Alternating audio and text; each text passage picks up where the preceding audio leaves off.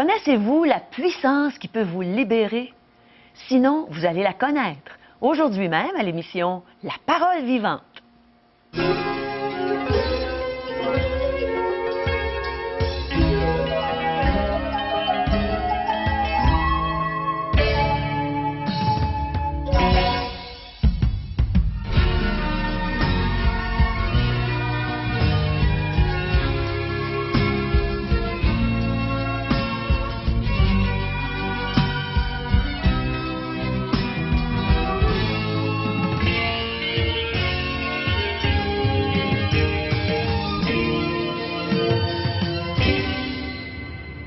Bonjour, chers amis, et bienvenue à l'émission La Parole Vivante. Toute ma vie, j'ai cherché la liberté, et je l'ai trouvée.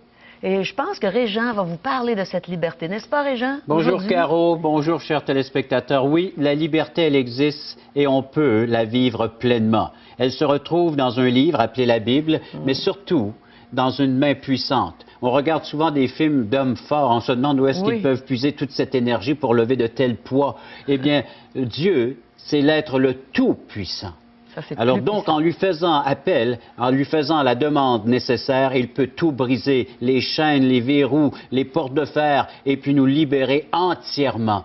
Peu importe dans la situation dans laquelle nous nous trouvons. Ça fait tomber toutes ces chaînes. Toutes ces chaînes. On retrouve un personnage biblique du nom de l'apôtre Pierre dans Actes chapitre 12. Et dans Actes chapitre 12, il y a un verset qui dit, pendant que l'apôtre Pierre, c'est-à-dire se fait malmener, c'est-à-dire il est arrêté, jeté en prison, les chaînes aux poignets et aux pieds, et puis même avec des gardes, et puis ainsi de suite, eh bien, il est limité, hein, Pierre, il est lié. Mais Dieu va agir puissamment. Pourquoi? Parce qu'il y a un verset, j'aimerais vous faire ressortir dans ce texte, Acte 12, et c'est le verset 5. Ben oui, on sort nos Bibles, et puis on les met à la portée. Et dans Acte 12, verset 5, Pierre, donc, était gardé dans la prison, et l'Église ne cessait d'adresser pour lui des prières à Dieu. Le résultat, verset 17, alors on part de Acte 12, 5 et on se rend au verset 17 du même chapitre.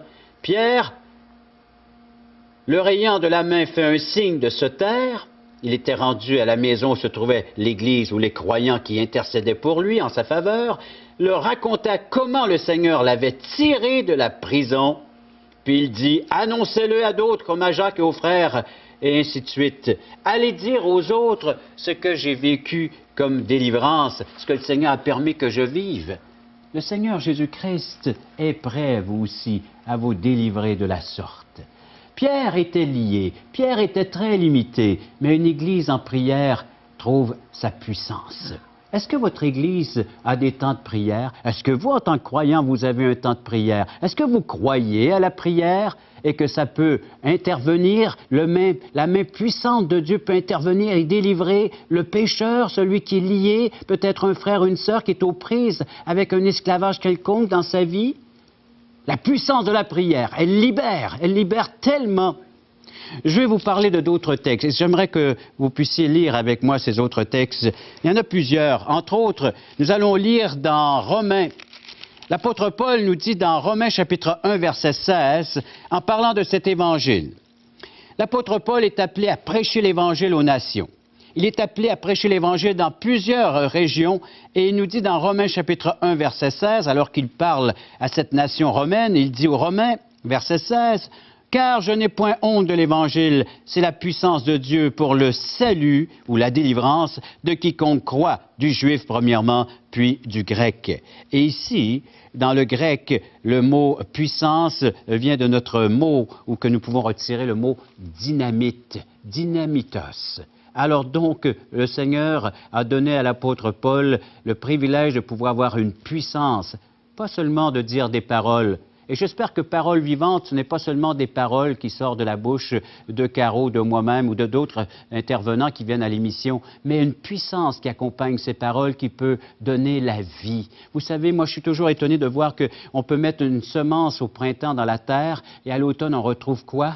On retrouve une plante qui porte de son fruit, selon, il va sans dire, la semence que vous aurez jetée en terre.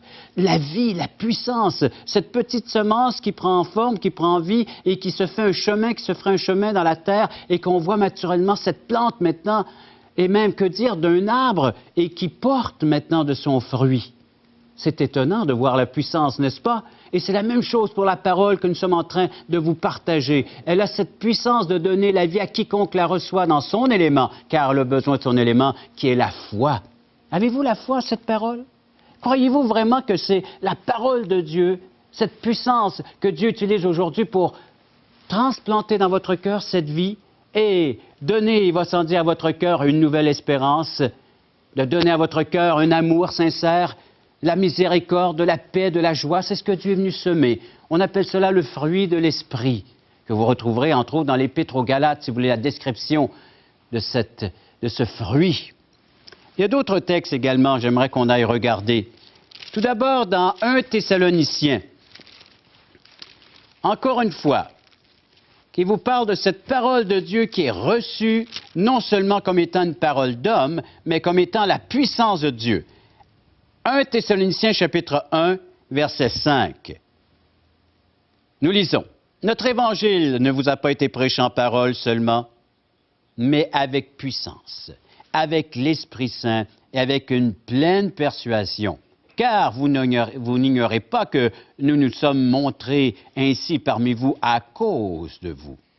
Alors donc, le message que ces apôtres apportaient dans ces régions n'était pas seulement des paroles, mais était toute une puissance venant de Dieu.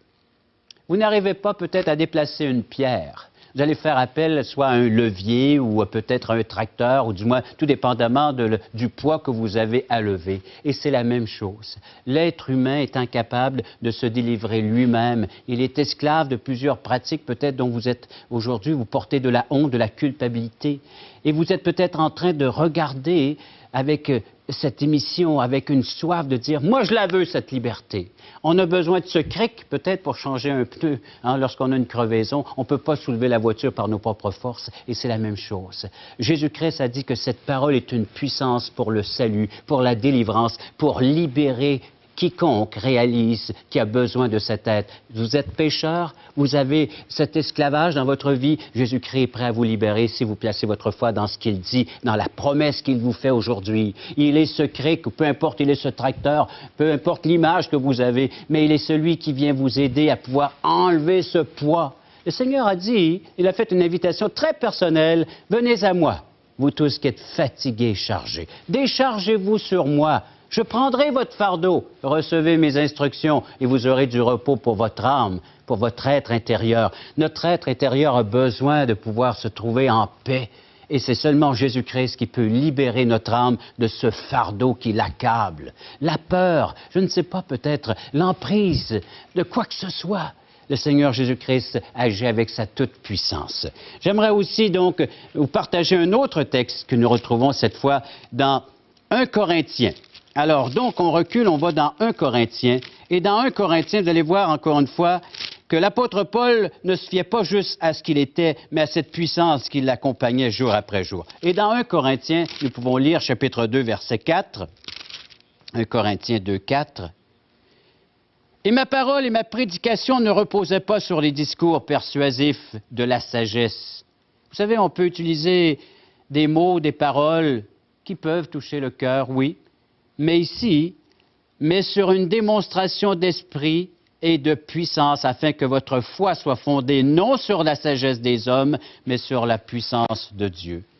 On peut peut-être trouver que des gens qui parlent avec intelligence, avec beaucoup de connaissances, mais l'apôtre Paul lui dit, ce n'est pas avec ce genre de langage que je suis venu avec vous, chez vous, mais c'est avec un langage qui est la puissance de l'Esprit. Et il demande de recevoir ce langage comme étant venant de Dieu, cette parole comme venant de Dieu. On poursuit notre lecture, un autre texte, cette fois toujours dans 1 Corinthiens, mais chapitre 4, et nous reprenons notre Bible en main, et là nous lisons le verset 20. 1 Corinthiens 4, 20. Car le royaume de Dieu ne consiste pas en parole, mais en puissance. La parole de Dieu est en train de prendre forme de plus en plus, est en train de s'installer. Il est en train de gagner du terrain, de gagner des cœurs, devrais-je dire, parce que c'est le cœur qui doit être conquéri, et c'est par la puissance de Dieu. Oui, pour que Dieu s'installe dans une vie, il doit conquérir, il doit briser des liens, des chaînes, afin que vous puissiez être cet être libéré qui peut maintenant bénéficier des bons soins de Dieu, de son bras tout-puissant. Il veut vous apporter la consolation, la guérison de votre âme, de votre cœur, et il veut vous apporter un baume sur toute blessure que vous avez peut-être jusqu'à aujourd'hui gardée secrètement. Donnez-lui l'occasion d'accomplir sa tâche, son œuvre. Il est venu en tant que libérateur pour délivrer, pour retirer tout ce qui vous assaille, accable, afin que vous puissiez devenir un être entièrement libre. C'est la puissance. J'espère que nos églises croient en cette puissance. J'espère que l'Évangile est propagé partout où il y a une église locale. J'espère que cet Évangile est répandu. J'espère que toi, en tant que croyant, tu y crois, que c'est le salut de quiconque croit. Alors oui, que tu puisses présenter cet Évangile. Ah, la prière de l'Église pour un monde déchu, pour un monde qui a besoin de délivrance, parce que cette humanité est aux prises avec un des ennemis considérés comme étant puissant. La Bible en parle. L'adversaire de Dieu, celui qui a voulu détrôner Dieu, mais incapable parce que Dieu est le Tout-Puissant. Alors il se fait leurrer, puis il veut nous faire croire que c'est lui maintenant qui possède toutes choses. Cet ennemi, appelez-le diable, appelez Satan, appelez-le comme vous voudrez, mais la parole de Dieu nous dit qu'il y a un adversaire, et c'est l'adversaire de nos âmes. Et nous n'y pouvons rien par nous-mêmes, par nos propres forces. Et voilà pourquoi qu'on doit faire appel à Jésus-Christ, qui lui seul peut repousser cet ennemi et nous permettre de vivre maintenant avec Dieu, à ses côtés, avec lui. Dynamisons nos réunions de prière. Oui, mettons de la dynamite, mettons cette puissance de Dieu dans nos réunions de prière afin de voir des victoires. L'Église est puissante. Oh, non en elle-même, mais en celui qui est le chef. L'Église est très puissante. Le chrétien est puissant. Voir le bras puissant de Dieu agir. C'est ce que nous voyons dans l'Ancien et dans le Nouveau Testament. Un Dieu à l'œuvre, un Dieu qui bâtit, un Dieu qui construit, un Dieu qui est en train d'accomplir parfaitement son œuvre. Vous voulez le voir à l'œuvre, vous aussi? Placez votre confiance dans ses promesses, dans sa parole, dans ce qu'il dit présentement. Réalisez que c'est ce que vous avez besoin. Vous ne pouvez pas par vous-même. Alors faites appel à celui qui est plus fort, qui est plus grand, et celui qui peut repousser et vaincre notre ennemi. L'ennemi de nos âmes. La parole de Dieu nous dit qu'il a même vaincu notre dernier ennemi, c'est-à-dire la mort. La mort, en voilà justement un aspect qui nous assaille, qui nous accable. Que de gens ont peur de la mort. Tu veux vaincre la mort? Crois au Seigneur Jésus. Il n'est pas resté dans le tombeau, il est ressuscité, il est vivant. Pourquoi? Afin que toi, tu aies la victoire sur la mort aussi. Il te donne, il t'accorde une grâce aujourd'hui de bénéficier de ce qu'il est. Il a dit, je suis la résurrection et la vie. Crois-tu cela? Si tu crois en moi, même si tu meurs, tu vivras éternellement. C'est ce qu'il a promis. On va entendre un chant. On va entendre France André nous interpréter ce chant. Écoutez attentivement les paroles. Elle parle de la peur. Elle parle de ces murs qu'il a fait vivre dans les ténèbres. Mais c'est du passé, parce qu'elle a placé sa foi en Jésus-Christ comme son sauveur personnel, comme tu peux le faire maintenant. Je reviendrai avec cette invitation, cet appel, mais pour l'instant, écoute cette parole de France André qui est chantée dans ce chant.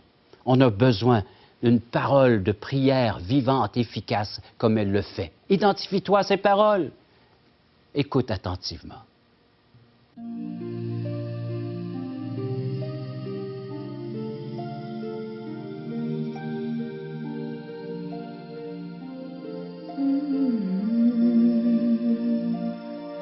Ma prière monte vers toi, ô Père éternel.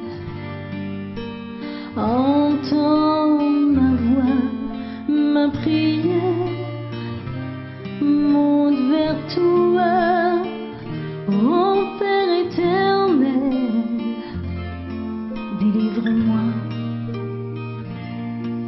Je m'approche, je tends les mains vers toi et je viens te supplier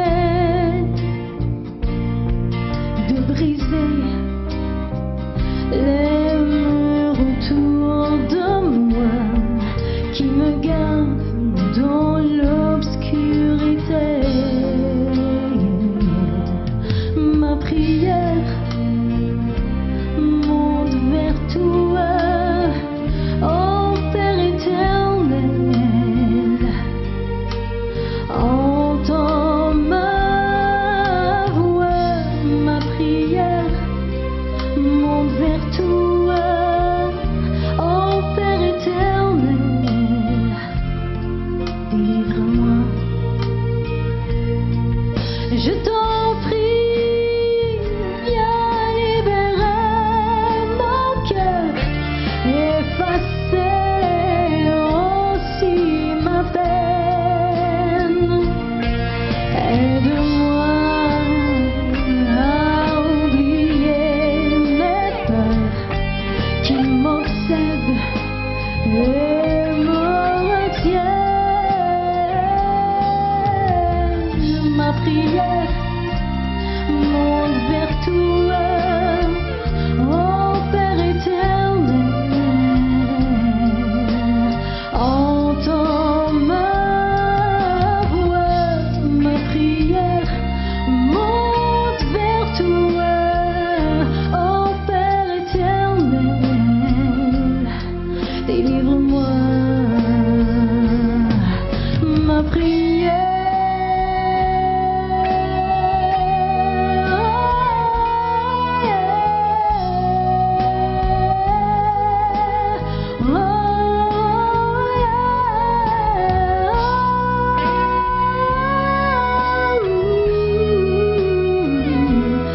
Ô Père éternel, délivre-moi.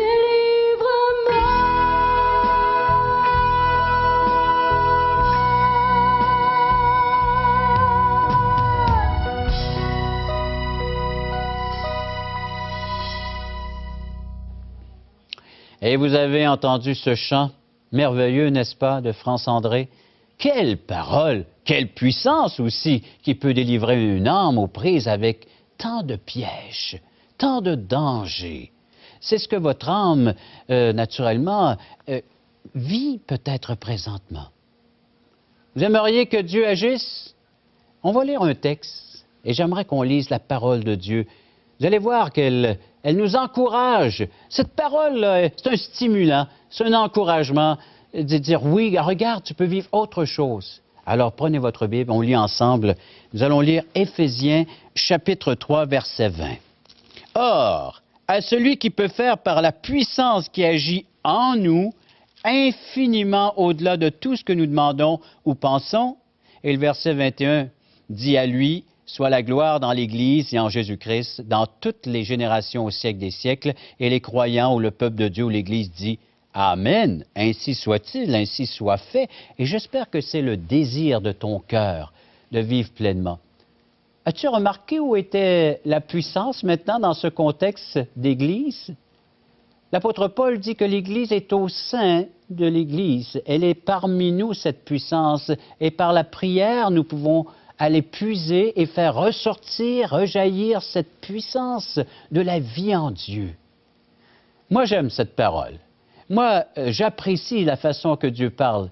Précision, hein? Oui, cette puissance était au ciel. Oui, elle était manifestée en Jésus-Christ. Puis aujourd'hui, Paul nous dit qu'elle se trouve au sein de son Église et à nous d'en profiter par les moments de prière, de prier. Est-ce que tu pries pour les pauvres pécheurs? Est-ce que tu pries pour ceux qui sont aux prises avec des esclavages, dont leur cœur, naturellement, ne peut quasiment plus respirer? Oh, à ce point-là, de s'en rendre malade? Dieu est prêt à délivrer. Si nous sommes prêts à y croire et surtout à mettre l'action nécessaire, la prière. Prions pour ces pauvres malheureux, que le Seigneur est prêt à agir. Vous savez qu'il est le grand libérateur, non seulement dans le temps de l'Ancien Testament, ni seulement dans le temps du Nouveau Testament, mais aujourd'hui, dans notre millénaire, le Seigneur est prêt à agir avec sa toute-puissance. L'Église est encouragée à prier. Nous sommes encouragés aujourd'hui à agir de la sorte. Et toi qui es aux prises, tu peux implorer Dieu et lui demander qu'il te vienne en aide, qu'il te secoure et qu'il fasse plus que te secourir, qu'il te libère en entier de tout ce qui peut t'accaparer aujourd'hui. Oui, fais appel à cette puissance, à ce bras qui peut soulever les poids qui accablent ton âme présentement. Tu veux le faire? Dis-lui, Seigneur, je suis accablé, je suis angoissé, libère-moi. Délivre-moi, Seigneur Dieu. Accomplis parfaitement ton œuvre. Le cric qu'il va utiliser, c'est sa croix. C'est là que tu dois te tourner vers la croix, alors qu'il est venu porter ton fardeau, afin que ton âme soit entièrement libérée. Fais-le maintenant. Toi qui es là, viens à la croix. Jésus t'appelle. Parler aujourd'hui de la puissance de l'ennemi et de la toute-puissance de notre grand Dieu. Aimerais-tu voir une manifestation de cette toute-puissance? Accepte notre invitation. Va à un déjeuner de l'espoir dans ta région et tu vas voir une vie qui a été transformée par cette puissance. Tu vas entendre ce témoignage qui va peut-être toucher ton cœur, te donner le goût de vivre dans cette puissance du Seigneur Jésus. Alors accepte notre invitation, écoute bien, on va te donner les coordonnées pour ta région et va dans ce merveilleux déjeuner de l'espoir. Regardez ce qui se passe dans cette salle. Il nous manque de la place. Voulez-vous m'aider à tasser le mur, s'il vous plaît? Hein? Jésus est vivant, il vit pour toi, il vit pour moi. Jésus est ici, il vient pour toi, il vient pour moi. Il est venu pour tous nous pardonner. C'est une nouvelle naissance. C'est comme une chenille qui est transformée en papillon. Mais il faut lui demander. Dieu vous offre la vie éternelle, mais il faut que vous la receviez. Parole vivante vous invite à participer à l'un des nombreux merveilleux déjeuners de l'espoir. Ces déjeuners ont lieu dans plusieurs restaurants réputés de la région et vous sont offerts gratuitement. Venez entendre le témoignage d'une vie transformée par la puissance de Dieu. Pour connaître les détails concernant l'endroit, la date et l'heure pour votre région, composez le 1-877-537-7647 ou notre site web www.espoir.ca.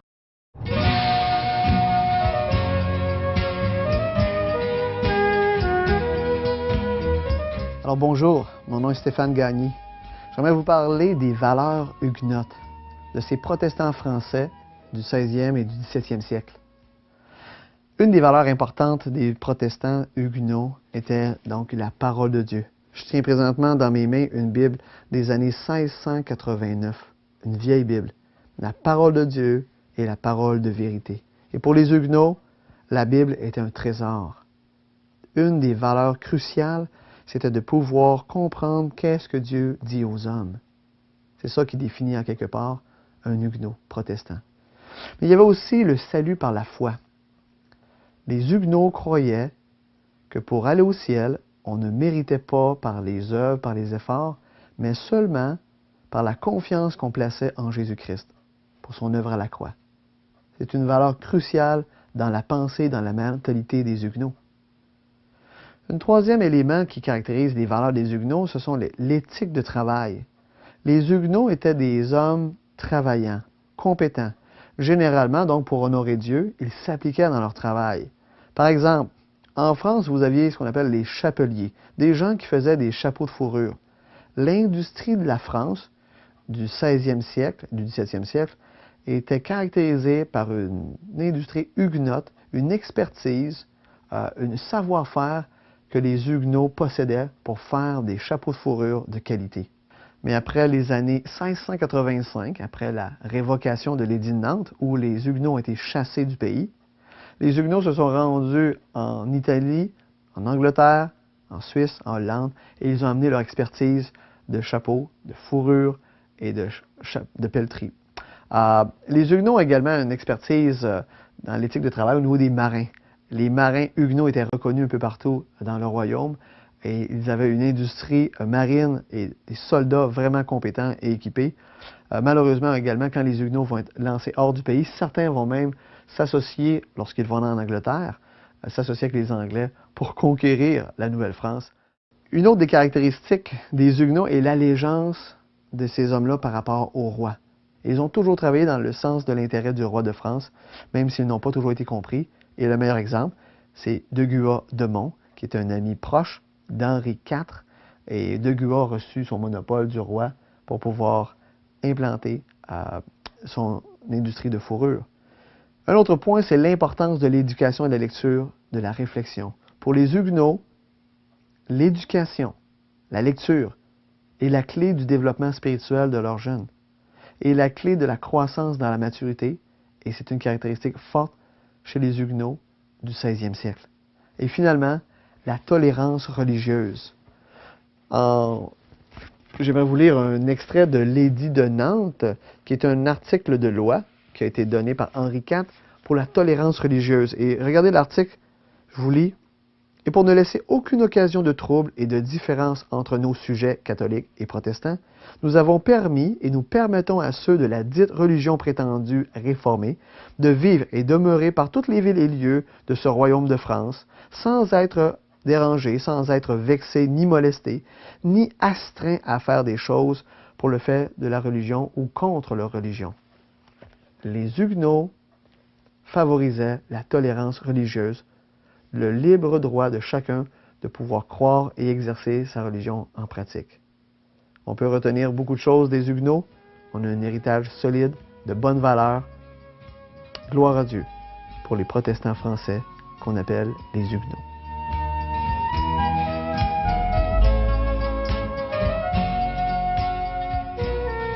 La puissance de Dieu qui peut nous libérer. Il y en a peut-être parmi vous qui ont été libérés aujourd'hui en écoutant la prédication de Régent. Moi, j'ai hâte possible, hein? d'entendre ces témoignages des gens qui étaient à l'écoute Oui. de l'émission Parole vivante puis ont été délivrés, libérés. Oui, par la puissance de la croix, Je crois que Dieu va utiliser ce qui est en train de se faire pour toucher des cœurs. certainement. Par sa main toute puissante. Amen. Et vous aimeriez en savoir davantage? Bien, voici la littérature que nous vous offrons tout à fait gratuitement, l'Évangile selon Jean, pour apprendre à connaître ce merveilleux plan de grâce que le Seigneur a pour vous, pour votre délivrance. Aujourd'hui, l'espoir, c'est Jésus seul, le problème, et comment le résoudre. Voici la solution qui est à la portée de la main. En contact, à chaque jour, la lecture de la Bible avec une réflexion sur des textes. Alors donc, apportons ce commentaire jour après jour avec nous afin de pouvoir être libérés aussi, parce que c'est une parole qui va délivrer. L'enseignement de Charles Stanley et J. Blanchard, question fondamentale. Alors là aussi, connaître le problème et aussi comment résoudre le problème. Oui. Faites-nous la demande de cette littérature qu'on offre tout à fait gratuitement. Oui, appelez-nous à 1-877-l'Espoir, 1-877-537-7647 ou visitez notre site web espoir.ca. Alors, c'est déjà fini pour aujourd'hui. On a hâte de vous revoir, d'entrer dans votre salon et de vous parler de cette merveilleuse parole de Dieu.